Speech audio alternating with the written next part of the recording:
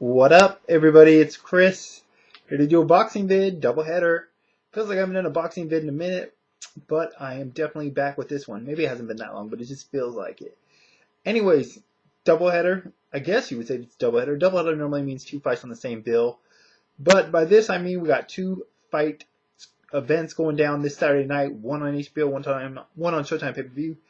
You know which one I'm watching? The free one, which is basically the HBO show. Granted, it's not free. Evidenced by my huge cable bill every month, but it's something I don't have to go out of my way to pay $50, $55 or whatever they're charging for Cotto Mayorga to watch. Start off with the HBO show. Undercard, Andy Lee taking on Craig McEwen. Was originally scheduled to be Andy Lee versus John Duddy, which probably would have been a pretty entertaining, action-packed fight while it lasted, but John Duddy decided he wanted to retire, walked away from a six-figure payday. Credit to him for that, man. A lot of guys would have just went in there, took the loss, knowing it was probably going to be their last fight, and took the paycheck, but he walked away from it. So, got to give the man credit for that. This actually is probably a better fight, though, now that Craig McEwen stepped in, undefeated fighter, training out of Freddie Roach's gym. Pretty solid fighter. I've seen him fight, I think, once or twice before. Andy Lee, I haven't really seen a whole lot of Andy Lee since he lost to Brian Vera. I know he's been out there on the winning track since that fight, but I haven't got to see a whole lot of his fights. He hasn't really been showcased over here on American television since that defeat. Still training with Emmanuel Stewart last time I checked. I don't know how many improvements he's made, but he was very highly touted, more so by Emmanuel Stewart than anybody else, and everyone else in the boxing mainstream press kind of just picked up on that. But before he really had a chance to prove himself. I think he's taken the right route to his career as far as going back, fighting lesser opponents and stuff after a loss, get your confidence back. McEwen, solid fighter as well, like I mentioned.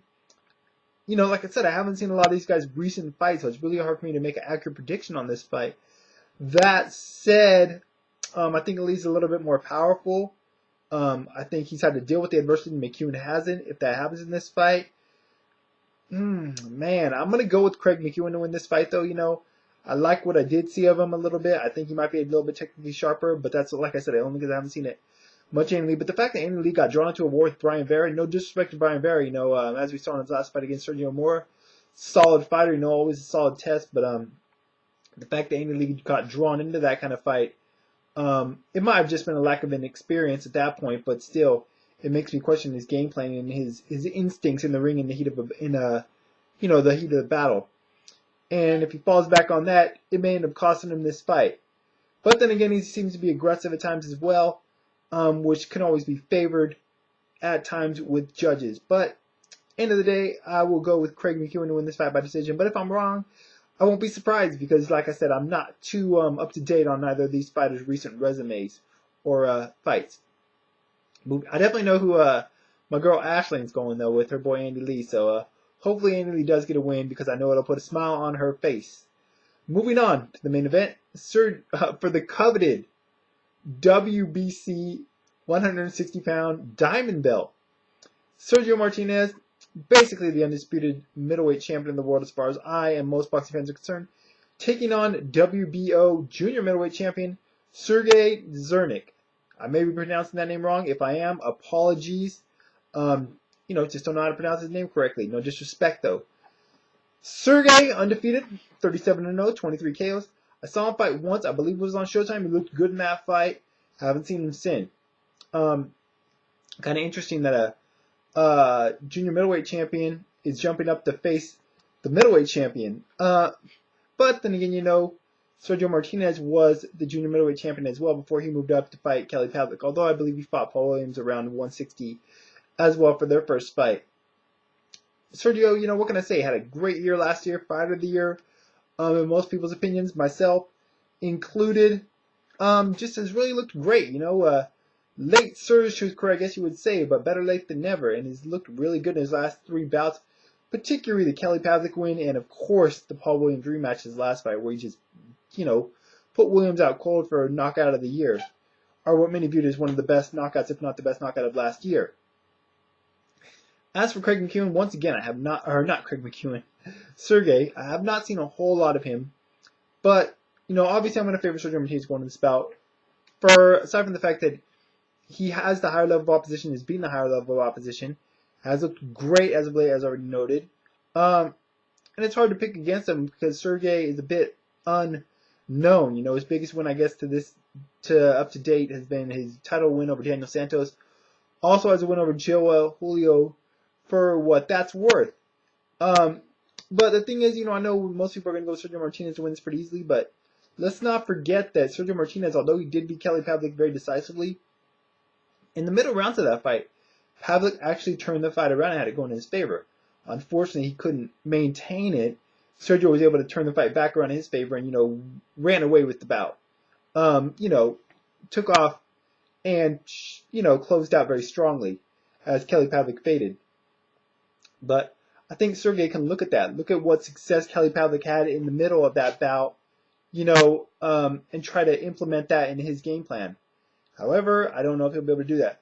I think his biggest problem, aside from inexperience on the big stage, is the fact that although he's a slightly taller fighter than Sergio, he's at a pretty sizable reach disadvantage. He has an 8-inch reach disadvantage. You know, Sergio Martinez, with the style he has, I think it's going to be very good for him, very advantageous to him. I think he's going to do his typical jabbing, moving around the ring.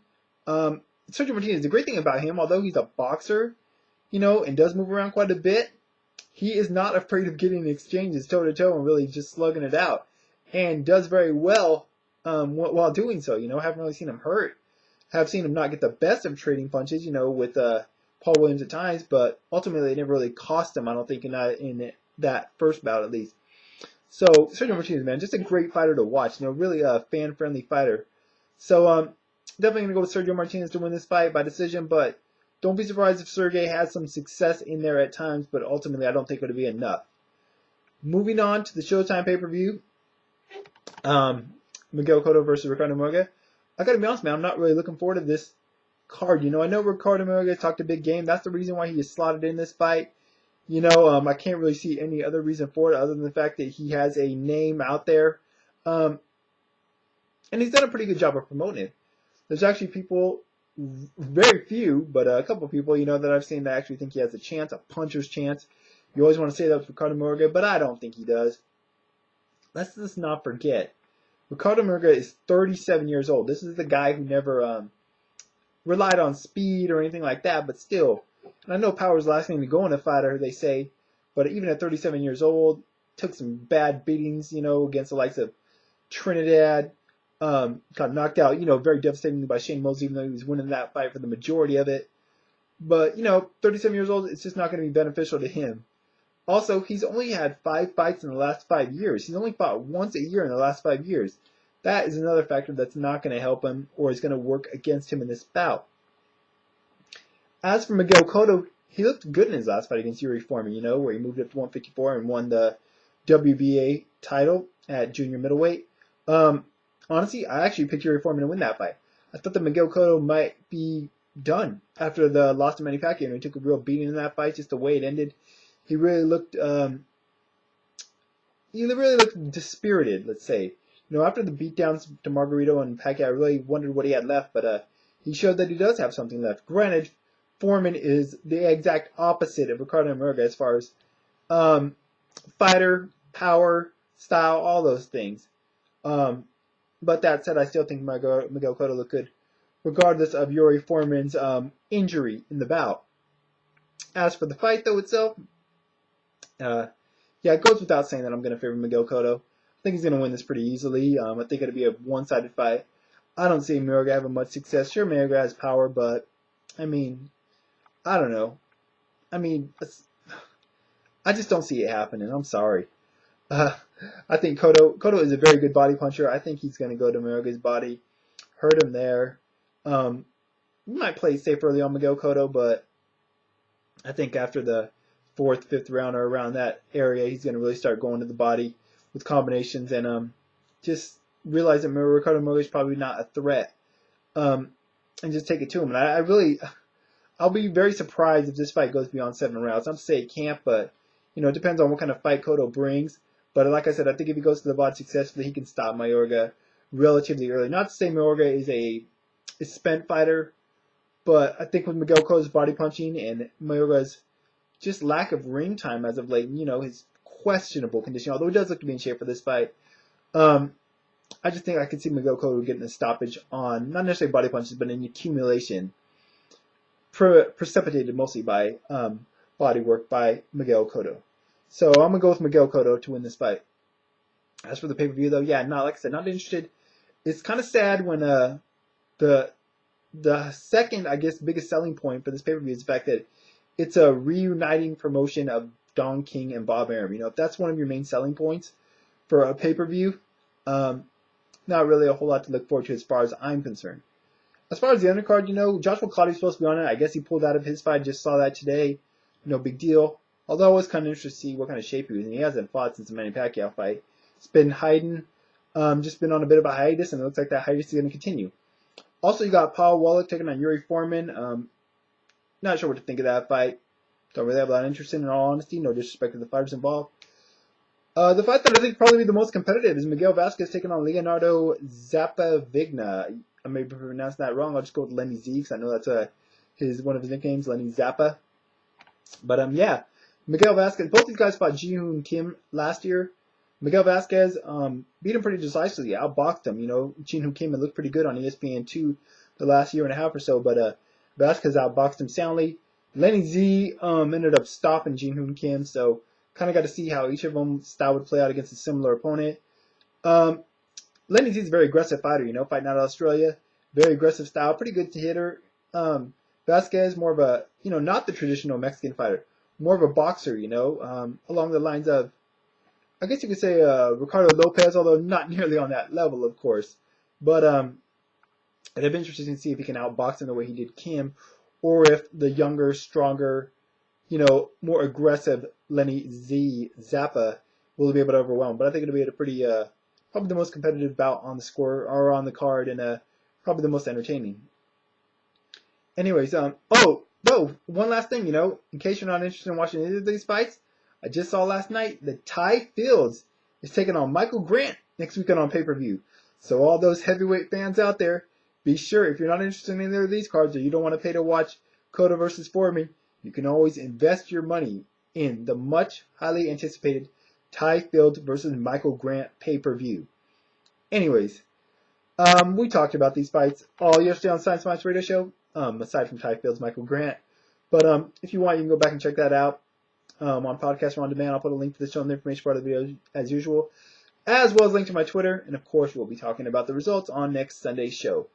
That's it for now, guys. I want to hear your thoughts on which event you're looking more forward to or which fight. Your interest level in Cotto Mayorga, if you have any. What do you think about Sergio Martinez's fight against Sergei? Do you think Sergei has a chance to pull the upset, and if so, why? Also, I'd like to hear some feedback on Andy Lee, Craig McEwen. You know, kind of curious who people that are more knowledgeable on both of them think is going to win this fight and why. But, like I said, that's it for now, guys. Until next time, enjoy the fights, and I'm out.